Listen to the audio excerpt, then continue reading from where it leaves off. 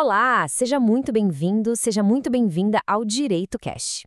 Hoje, a gente vai mergulhar de cabeça num tema que é simplesmente fundamental: a história e a evolução do processo coletivo.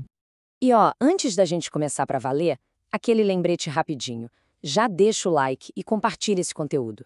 Isso ajuda demais o nosso trabalho a chegar em mais gente e a gente continuar crescendo.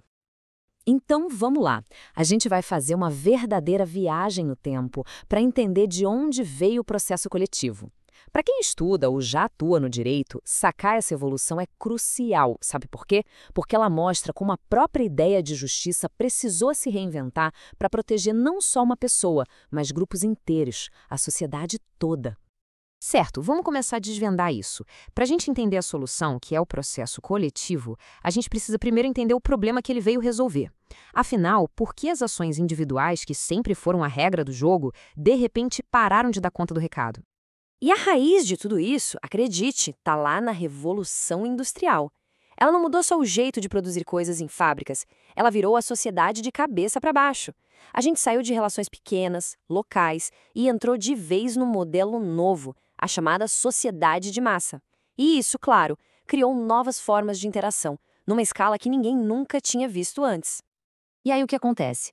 Essa sociedade nova trouxe a produção em massa, o consumo em massa, os contratos de massa e, claro, a consequência que a gente já podia esperar, os conflitos em massa. Imagina só um produto com defeito que afeta milhares de consumidores ao mesmo tempo. Como é que se resolve isso com milhares de processinhos individuais? Era simplesmente impossível. O sistema jurídico tradicional não foi feito para isso. Ele começou a entrar em colapso. Pois é, com esse cenário completamente novo, o direito não teve outra saída a não ser evoluir. A forma de pensar o processo judicial precisou se adaptar para conseguir dar uma resposta justa e eficiente para esses novos conflitos que afetavam grupos inteiros de pessoas. E essa evolução do pensamento jurídico a gente pode dividir em três grandes momentos, três fases metodológicas. Começamos com a fase sincretista, depois veio a fase autonomista e, por fim, a que realmente muda o jogo para a gente aqui, a fase instrumentalista. Cada uma delas representa uma virada de chave na forma de enxergar o papel do processo. Olha só que interessante essa frase que define bem a primeira fase. O processo é o Código Civil armado para a guerra. É forte, né? Nessa época, o processo não era visto como uma ciência com vida própria. Era só um apêndice, uma ferramenta do direito material. A ação na justiça era o próprio direito de Camus mostrando os dentes. Até que, finalmente, a gente chega na fase instrumentalista. E aqui, pessoal, tá o ponto de virada. O processo deixa de ser um fim em si mesmo e passa a ser visto como que ele realmente é, um instrumento para alcançar a justiça social. Essa mudança de mentalidade foi o terreno fértil, a base filosófica que permitiu o nascimento da tutela coletiva que a gente conhece hoje. Com essa nova mentalidade se espalhando, o mundo começou a buscar soluções práticas. E basicamente surgiram dois grandes modelos para lidar com esses conflitos de massa, cada um com uma filosofia bem diferente por trás. Vamos dar uma olhada. De um lado, a gente tem o modelo alemão, a chamada Verbandsklage. Lá, quem pode entrar com ação são associações específicas, com um propósito definido. É um sistema mais restrito, mais fechado. Do outro lado, o famoso modelo americano das class actions, que todo mundo já ouviu falar em filmes, né? Esse é bem mais amplo. Nas class actions, em tese, qualquer membro do grupo lesado pode se apresentar para representar a classe inteira. A grande diferença, então, está em quem tem a chave para abrir a porta do judiciário. Olha, só uma pausinha rápida aqui. Se esse conteúdo está sendo útil, se está clareando as ideias, aproveita para compartilhar com os amigos ou nas redes sociais. Isso ajuda muito a fortalecer e a desenvolver ainda mais o nosso canal. Tá, mas e o Brasil? Onde é que a gente entra nessa história toda? Bem, o Brasil não copiou um modelo e pronto. Nós fomos muito inteligentes nisso. A gente olhou para essas experiências lá de fora e construiu um sistema com a nossa cara, adaptado à nossa realidade. É inegável que a nossa maior inspiração veio lá dos Estados Unidos, do modelo das class actions. Muita coisa veio de lá. Só que, e aqui está o pulo do gato, a gente não só copiou. Nós fizemos adaptações muito importantes, criando um sistema único, que tem gente que chama até de class action à brasileira. E essa tabela aqui, gente, é ouro.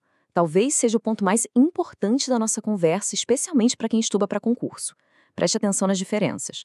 Legitimidade. Nos Estados Unidos, qualquer membro. No Brasil, a gente tem um rol taxativo na lei de quem pode propor ação. Coisa julgada. Lá, A decisão vale para todo mundo, para o bem e para o mal. Aqui, a regra geral é coisa julgada secundum eventum litis, ou seja, só beneficia se a ação for procedente. E a lógica de participação, o tal do opt-in, opt-out, também funciona de forma bem diferente. É fundamental entender esses pontos. Ok, para a gente fechar esse quebra-cabeça, falta entender quais são os tipos de direitos que o nosso sistema protege. E quem deu a letra para a gente foi o Código de Defesa do Consumidor, que trouxe uma classificação que hoje é a espinha dorsal de toda a tutela coletiva no Brasil. São 3 categorias. Vamos começar pelos direitos difusos. Pensa neles como a categoria mais aberta, mais espalhada. São direitos que pertencem a todo mundo ao mesmo tempo, são indivisíveis e, o mais importante, os titulares são indeterminados. A gente não consegue fazer uma lista de quem foi afetado.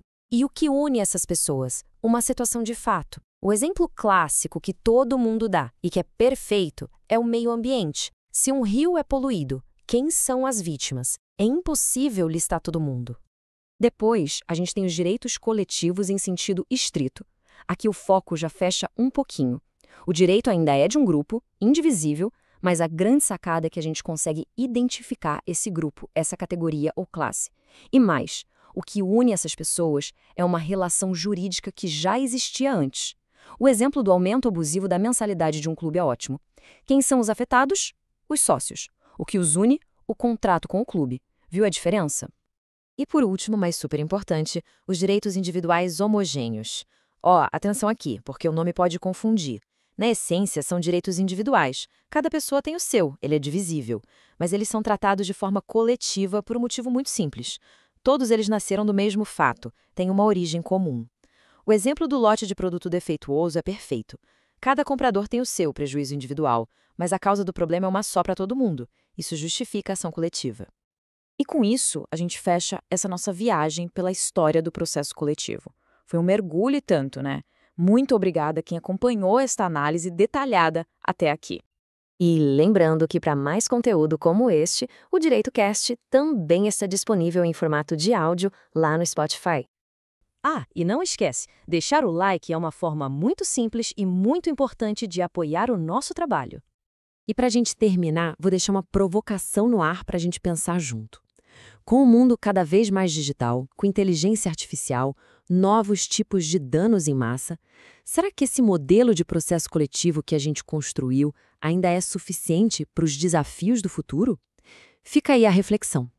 Para mais vídeos e discussões como essa, é só procurar o DireitoCast no YouTube ou no TikTok. Um abraço e até a próxima!